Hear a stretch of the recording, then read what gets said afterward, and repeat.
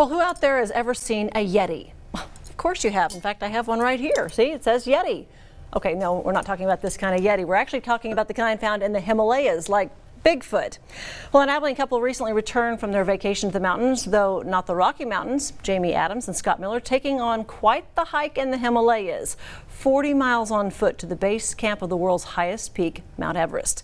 KTAB's Noah McKinney bringing us the detailed account of these Abilenians' ascent in the Himalayas.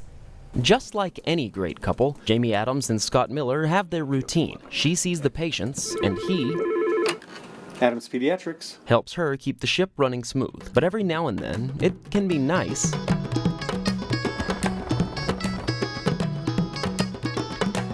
to break from that routine. I just had a big birthday this year, and I've always been fascinated by Mount Everest. So on May 5th, joined by Miller's sister and her husband, they departed for Nepal to take part in a 40-mile trek that would take them from Lukla Airport to the Mount Everest base camp that's at more than 8,000 miles above them. After 3 days of hiking, they made it to the Hotel Everest View. it was like a resort. I mean, it was lovely. However, those luxurious accommodations would prove an outlier on this adventure. The next day, we were at a tea house where we had to get a bucket of water to flush the toilet. With half of the trek now behind them, the real work began. On day 4, I got very sick. Adams beginning to experience altitude sickness due to the thin air. So there was a lot of discussion about what was going to happen to me. Despite the fact that the terrain was becoming more steep and difficult to traverse, Adams was determined not to turn back, opting to ride a horse for the final leg of their trip. Miller continued on foot, though he too would have his animal encounter. Everything goes up either on the back of a human or a pack animal. A caravan of cargo-carrying animals following close behind their group, and at one of the suspension bridge crossings, Miller found himself unable to vacate the bridge as one of the mules began to cross. So Scott is up against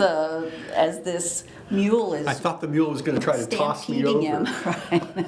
Fortunately, he didn't. So He didn't. Their vacation, perhaps not the most relaxing time, but an experience they say was well worth the journey. Right before we left Everest, the very peak of it just peeked out of the clouds. You know, people ask, did you have fun on your vacation? Well, I mean, I guess you could say fun, but it was an adventure, you know?